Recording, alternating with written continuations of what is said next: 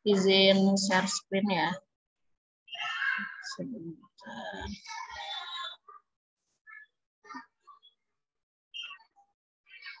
Sudah ada? Sudah, Kak. Oke. Kita mulai saja. Bismillahirrahmanirrahim. Assalamualaikum warahmatullahi wabarakatuh. Waalaikumsalam warahmatullahi wabarakatuh. Alhamdulillah wa syukurillah, hari ini kita dapat berjumpa dalam perkuliahan mata kuliah manajemen bimbingan dan konseling, yang sebelumnya yang saya hormati dosen pengampu Ibu Rima Irmayati MPD dan teman-teman saya yang saya hormati, yang saya banggakan. Kelompok kami dari kelompok 6 akan mempresentasikan mengenai tahap-tahap penyusunan program bimbingan dan konseling. Untuk anggota sendiri yaitu ada Kang Oki, Khairul Rizal, Yasil Pani Pindia, dan saya sendiri Siti Maryam. Sebelum memulai presentasi kali ini, kita mulai dengan bacaan basmalah bersama-sama. Bismillahirrahmanirrahim. Oke. Untuk kali ini yang pertama akan dibawakan oleh saya sendiri, yaitu mengenai definisi dari program BK. Program BK adalah rencana komprehensif yang memuat penggunaan sumber dalam pola yang terintegrasi serta urutan tingkatan kegiatan yang dijadwalkan untuk mencapai tujuan yang telah ditetapkan. Program menggariskan apa, oleh siapa, bila mana, dan di mana tindakan akan dilakukan selanjutnya. Menurut Prayitno pada tahun 2000, program BK adalah satuan rencana kegiatan BK yang akan dilaksanakan pada periode waktu tertentu. Program BK diartikan seperangkat kegiatan BK yang dirancang secara terencana, terorganisasi, terkoordinasi selama periode waktu tertentu dan dilakukan secara kait-mengait untuk mencapai tujuan. Selanjutnya yaitu mengenai tujuan dan manfaat. Tujuan dari program itu sendiri adalah agar guru bimbingan konseling memiliki pedoman yang pasti dan jelas sehingga kegiatan bimbingan dan konseling di sekolah dapat dilaksanakan dengan lancar, hasilnya dapat dinilai. Nah, selanjutnya yaitu manfaat dari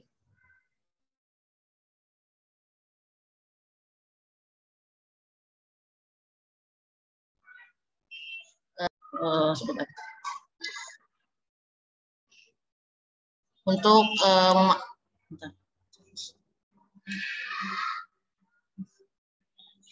memungkinkan guru pembimbing untuk menghemat waktu, usaha, biaya dengan menghindarkan kesalahan-kesalahan yang mungkin akan terjadi dan usaha coba-coba yang tidak menguntungkan. Yaitu selanjutnya siswa asuh akan menerima pelayanan bimbingan dan konseling secara seimbang dan menyeluruh, baik dalam hal kesempatan, bidang bimbingan, dan jenis layanan bimbingan yang diperlukan.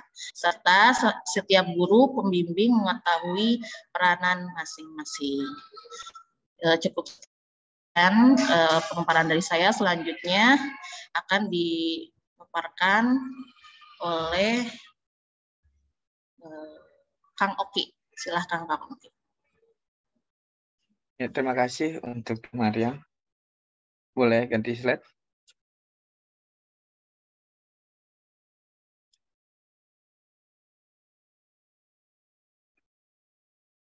Jadi dalam pembuatan program BK itu memiliki beberapa keuntungan.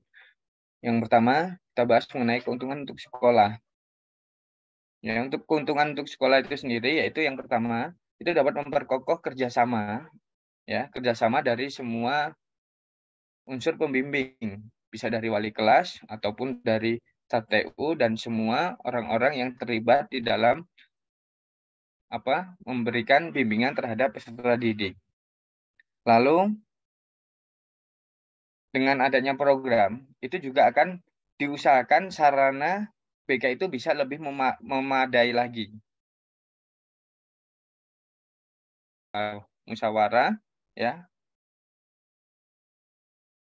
Lalu keuntungannya lagi, kedudukan BK itu bisa lebih mantap, ya, lebih bisa tercapai, ya, kelancaran belajar siswa. Kemudian keuntungan untuk guru BK yaitu yang pertama, guru BK memiliki keterampilan dalam menyusun program yang terarah dan operasional. Terus keuntungan yang kedua, itu dapat terwujudnya kerjasama dengan semua petugas bimbingan, guru, wali kelas, kepala sekolah, dan staf lainnya. Lalu dengan adanya penyusunan program, ya, program kerjanya itu menjadi jelas. Ya. Terus tidak terjadi overlapping antara petugas bimbingan dengan yang lainnya. Adapun keuntungan untuk pengelola pendidik itu dapat memberikan dasar rasional dalam implementasi program BK, dapat menjamin kualitas program BK, kemudian dapat punya gambaran pembiayaan yang dapat dikeluarkan. Jadi kita tidak asal-asalan. Jadi dengan adanya pembuatan program itu sendiri, pembiayaan itu sudah bisa ditentukan. Jadi nanti tidak ada over gitu kan. Jadi nanti kalau misalkan butuh sesuatu sudah bisa disiapkan, ya, terutama bagian pembiayaan. Kemudian memberikan informasi tentang pelaksanaan program BK. Karena sudah ada program, jadi semua orang bisa melihat apa aja program-program yang akan dilaksanakan oleh BK. Kemudian keuntungannya lagi untuk pengelola pendidikan, ya, kita bisa melihat atau kita bisa mengetahui data anak-anak yang memiliki prestasi atau siswa yang memiliki prestasi. Selanjutnya teh.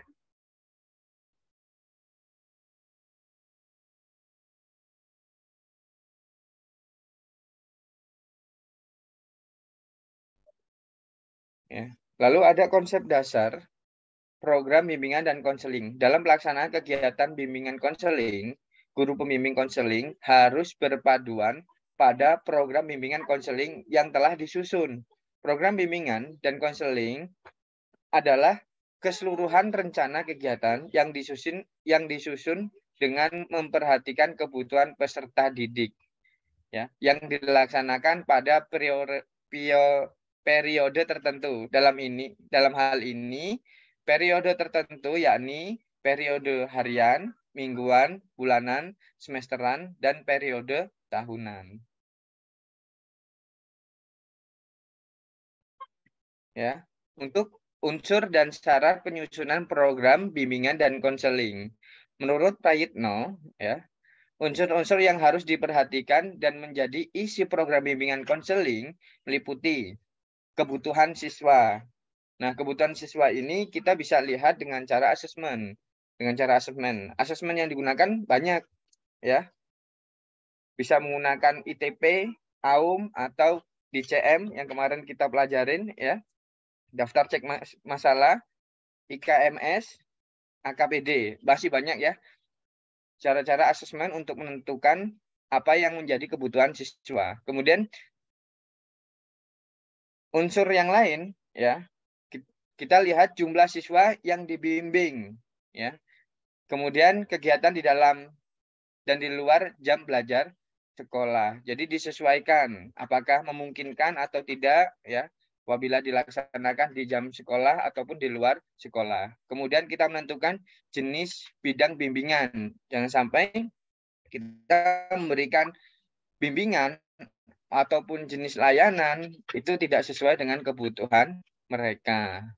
Kemudian volume kegiatan BK dan juga frekuensi layanan terhadap siswa. Adapun menurut Wardati, ya, tidak jauh beda, masih sama, dilihat juga dari kebutuhan siswa, jumlahnya, bidang-bidang bimbingan, kegiatan pendukung apa saja yang diperlukan, ya. Jangan sampai, ya, di dalam pelaksanaan itu kacakan sehingga udah misalkan dengan tidak adanya bimbingan tidak ditentukan, sudah di akhir misalkan sudah di semester anak tidak tahu aturannya di sekolah sehingga nanti kegiatan-kegiatannya itu tidak teratur. Kemudian volume kegiatan, ya, presentasi kegiatan ditentukan. Kemudian ada lamanya kegiatan, terus ada kegiatan khusus apa saja, misalkan ya seperti kegiatan MOS dan sebagainya ya yang diperlukan di dalam proses bimbingan konseling. Cukup. Terima kasih atas perhatiannya. Saya kembalikan lagi kepada Teh Mariam. Baik, terima kasih kepada Kak Muki atas pemaparannya. Selanjutnya untuk peserta selanjutnya akan dipaparkan oleh Teh Silvani. Mangga Teh. Terima kasih Teh Mariam. Bismillah, materi yang selanjutnya yaitu syarat-syarat yang harus dipenuhi dalam penyusunan program bimbingan dan konseling. Nah, adapun syarat yang pertama yaitu berdasarkan kebutuhan bagi pengembangan peserta didik sesuai dengan kondisi pribadinya serta jenjang pendidikannya dan juga jenis pendidikannya. Syarat yang kedua yaitu lengkap dan menyeluruh. Artinya memuat segenap fungsi bimbingan. Kelengkapan program ini disesuaikan dengan kebutuhan dan karakteristik peserta didik pada satuan pendidikan yang bersangkutan. Kemudian yang ketiga yaitu sistematik, dalam arti program disusun menurut urutan yang logis, tersinkronisasi dengan menghindari tumpang tindihnya hal-hal yang tidak perlu, serta dibagi-bagi secara logis. Yang keempat yaitu terbuka dan luas. Artinya mudah menerima masukan untuk pengembangan dan penyempurnaan, tanpa harus adanya merombak program itu secara menyeluruh. Kemudian yang selanjutnya itu memungkinkan kerjasama dengan pihak yang terkait. Nah, dalam rangka sebesar-besarnya memanfaatkan berbagai sumber dan kemudahan yang tersedia bagi kelancaran dan keberhasilan pelayanan BK. Kemudian yang terakhir yaitu memungkinkan diselenggarakannya penilaian dan tindak lanjut untuk menyempurnakan program pada khususnya dan peningkatan keefektifan dan keefisienan penyelenggaraan program BK pada umumnya. Teh Mariam, punten slide-nya. Teh Mariam.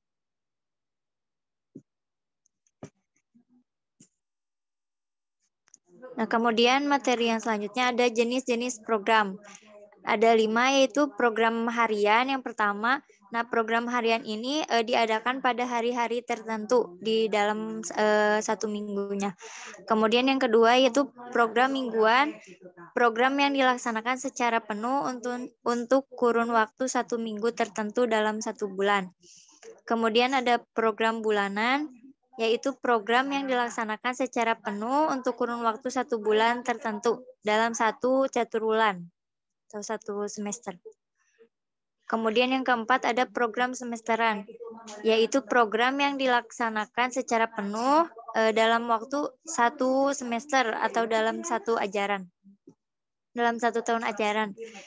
Yang kelima yaitu program tahunan, yaitu program yang akan dilaksanakan secara penuh untuk kurun waktu 1 tahun tertentu dalam 1 jenjang sekolah. Kemudian materi selanjutnya itu ada materi terakhir tentang tahap-tahap penyusunan BK. Teh Mariam, slide-nya.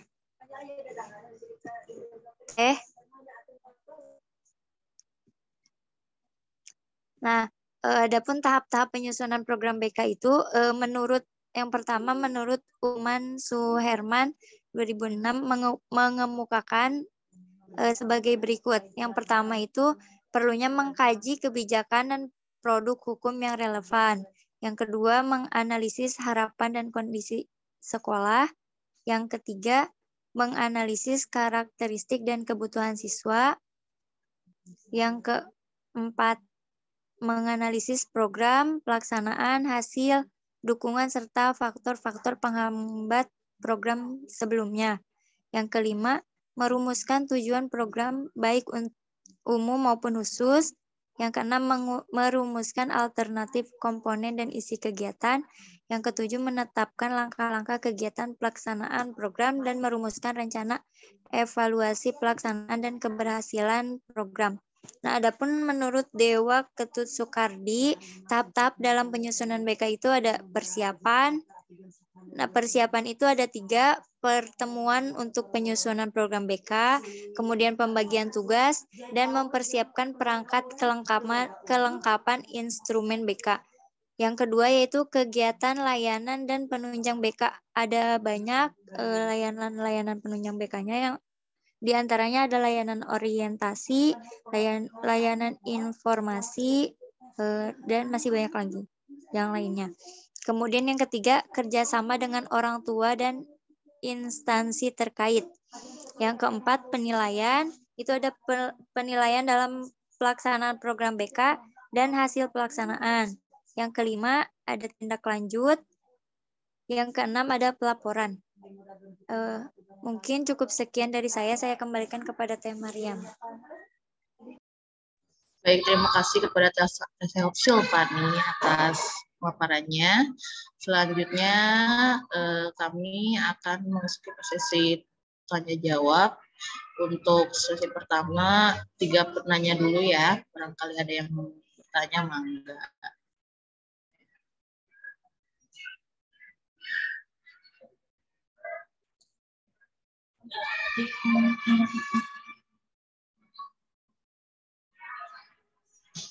Teh izin bertanya. Boleh, Teh. Sebelum menyusun program itu ada tahap asesmen dulu ya, kebutuhan siswa. Nah, dari kita mengetahui hasil asesmen sampai ke penyusunan itu biasanya implementasinya berapa lama gitu kita butuh waktunya, Teh? Terima kasih. Dari tahapan? Dari asesmen ke penyusunan biasanya butuh berapa lama gitu, Teh?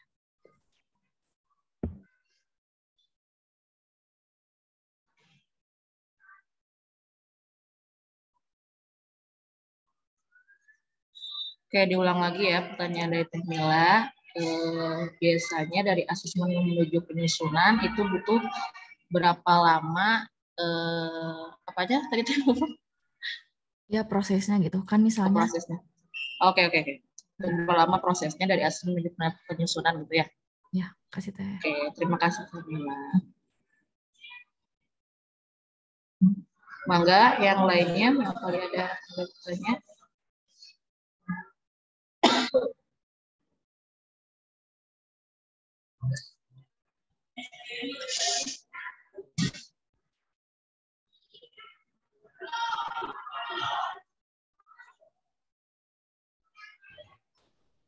Izin bertanya, Teh. Boleh. Tadi kan ada beberapa keuntungan nih bagi sekolah, bagi guru BK dan pengelolaan pendidikannya. Nah, untuk kesulitannya sendiri itu bagi sekolah, guru BK dan bagi pendidikan itu seperti apa ya, Teh? Dalam penyusunan program ini?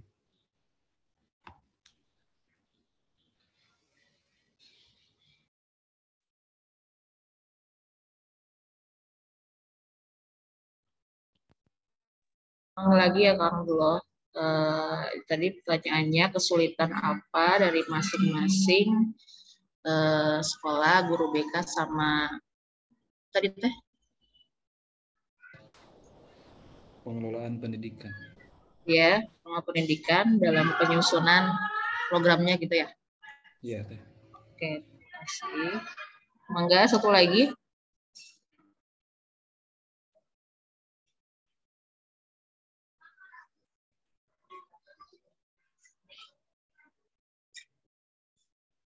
Ada yang mau bertanya?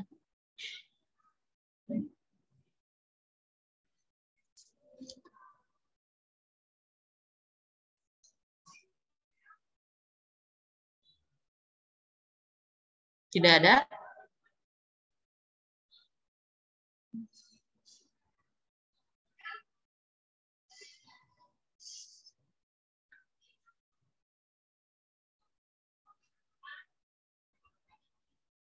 Kalau tidak ada lagi,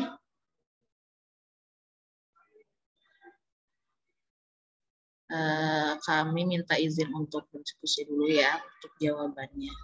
Nanti kalau ada yang mau bertanya satu lagi boleh langsung saja di di unmute.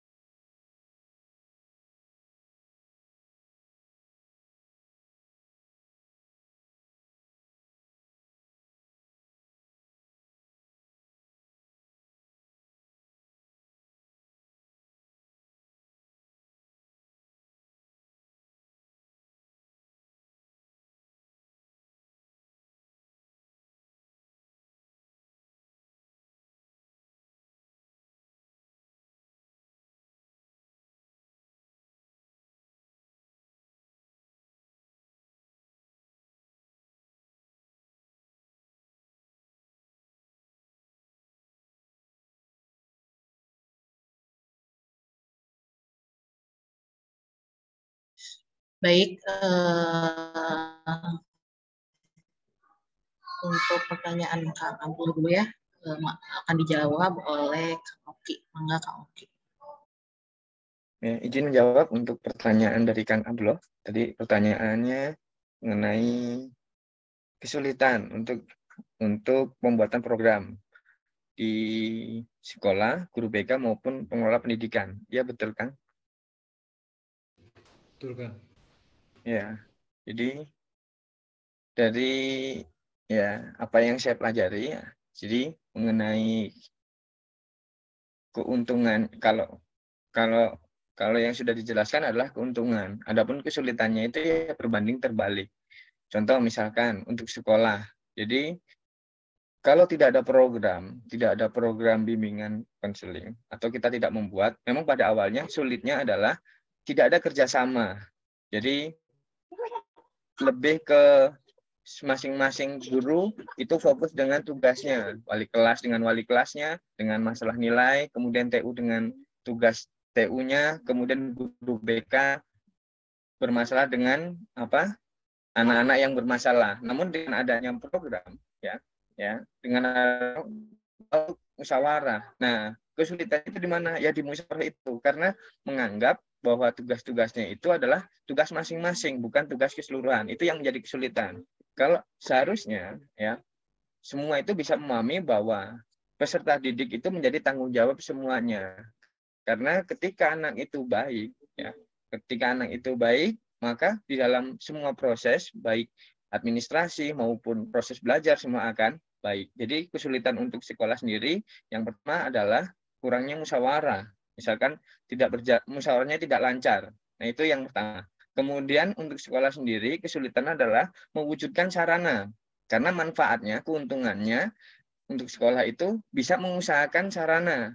Adapun kesulitannya, kadang-kadang sarana untuk program BK itu kurang.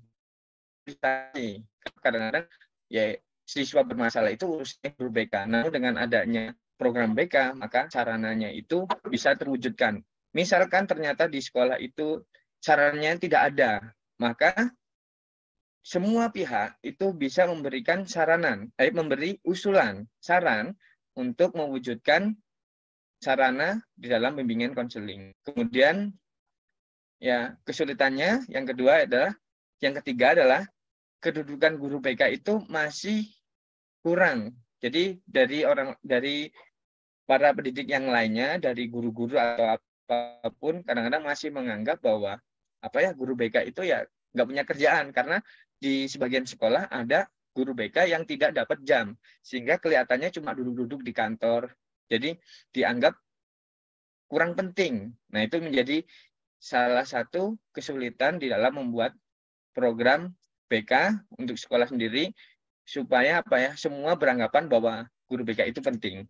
Kemudian kesulitan untuk guru BK yaitu ya karena kalau misalkan ini manfaatnya adalah untuk guru BK memiliki keterampilan menyusun program. Nah, kalau misalnya kesulitannya, tidak semua guru BK mungkin yang update dengan dengan ya kurikulum yang berkembang, mungkin karena mungkin sudah tua, mungkin di dalam penggunaan teknologi kurang, sehingga kesulitan di situ.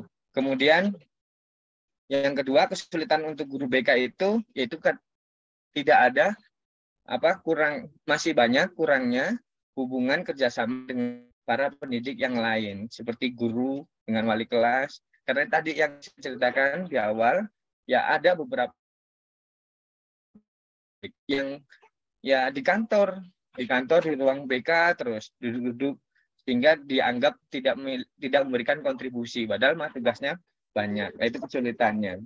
Jadi di dalam pembuatan program itu kurang mendapatkan kerjasama dari semua pihak. Kadang-kadang wali kelas itu hanya ngasih, ada masalah nggak ditangani langsung dikasihin guru BK. Harusnya kan ditanganin dulu baru diserahkan guru BK. Jadi penanganan pembuatan penyelesaian masalahnya itu bisa enak. Tapi dengan adanya program BK, semua itu bukan saran.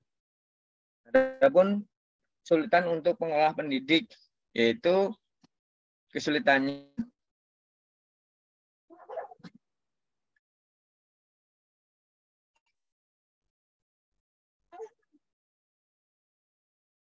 untuk kesulitannya itu terkadang ya memberikan fasilitas itu masih kurang, ya masih belum maksimal, sehingga proses-proses dalam bimbingan yang diminta oleh guru BK kadang-kadang tidak terpenuhi.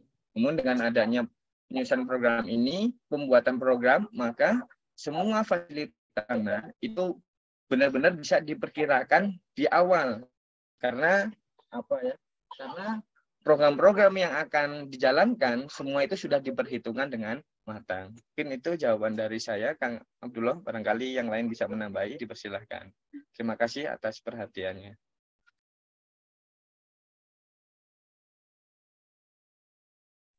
Sudah, Kang? Sudah terjawab pertanyaannya tadi ya? Maaf tadi keluar. Oke. Selanjutnya, sebentar.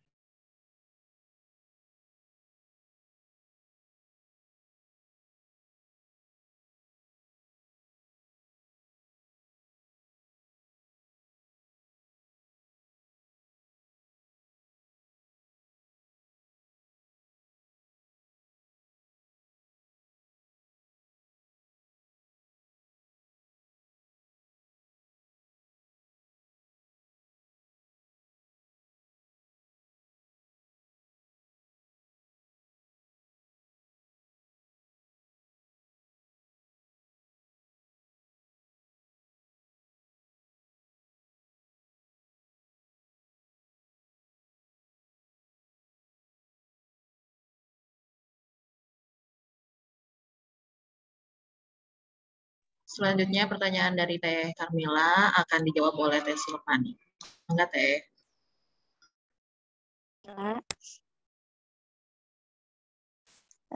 Tadi kan pertanyaannya itu sebelum menyusun program ada asesmen berapa lama waktu prosesnya untuk dapat hasilnya. Nah kan biasanya kalau misalkan sebelum sekolah itu kan ada ini ya, ada apa namanya? Ada waktu misalkan waktu apa kayak MOPD gitu. Nah itu bisa di waktu itu kalau misalkan membuat asesmen atau apa melakukan kegiatan asesmennya. Jadi biasanya di situ ada waktu sekitar 1 pekan. Jadi sekitar 4 hari sampai 1 pekan itu bisa digunakan apa namanya proses untuk melakukan kegiatan asesmennya gitu sebelum menyusun programnya. Kemudian kan tadi ada beberapa program ya, ada program pekanan, terus bulanan, semesteran. Nah, itu waktunya jadi bisa disesuaikan sama programnya. Jadi sesuai programnya kayak misalkan mau buatnya program yang mana gitu. Tapi kalau misalkan di awal tahun pelajaran itu ada kan di situ waktu MOS gitu. Nah, itu bisa sekitar waktu 4 sampai 1 pekan itu digunakan gitu untuk melakukan asesmen. Mungkin cukup sekian. Jika ada yang ingin menambahkan atau mengkoreksi, dipersilakan. Terima kasih. Jadi Teh, dalam proses asesmennya bisa 4 sampai 1 pekan. Nah, berarti dari proses asesmen ke penyusunan itu waktunya dari MOPD itu sampai ke pertemuan pertama gitu mungkin ya Teh. Terima kasih Teh Silvani. Iya, sepertinya begitu Teh Halo? Mila. Ya, makasih Teh. Baik, pertanyaannya sudah dijawab semua ya. Kami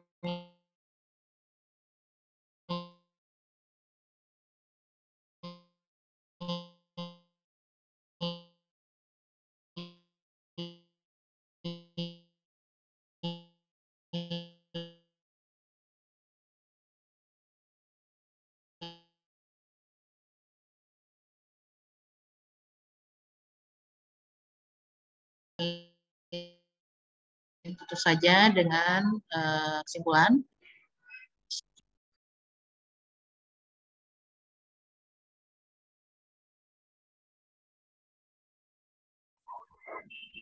Halo? Putus-putus Teh. Maaf tadi kelempar. Sekarang ada nggak? Udah. Udah, oke. Kesimpulannya, program bimbingan dan konseling adalah seperangkat kegiatan bimbingan konseling yang saling terkait satu dengan yang lainnya untuk mencapai tujuan bimbingan konseling yang telah ditentukan. Tujuan penyusunan program tidak lain agar kegiatan BK di sekolah dapat terlaksana dengan lancar, efektif, dan efisien, serta hasil-hasilnya dapat dinilai.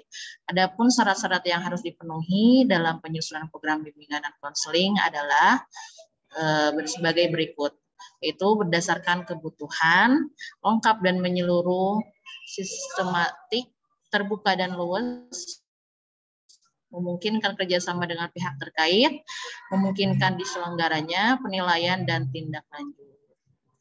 Maka sekian presentasi dari Bapak kami. Mohon maaf apabila ada pertanyaan yang belum dijawab dengan maksimal. Kami tutup dengan bacaan Alhamdulillahirrahmanirrahim. Sebelum tutup, saya sudah di-share ya itu formnya di chat room. Terima kasih semuanya atas perhatiannya. Wassalamualaikum warahmatullahi wabarakatuh.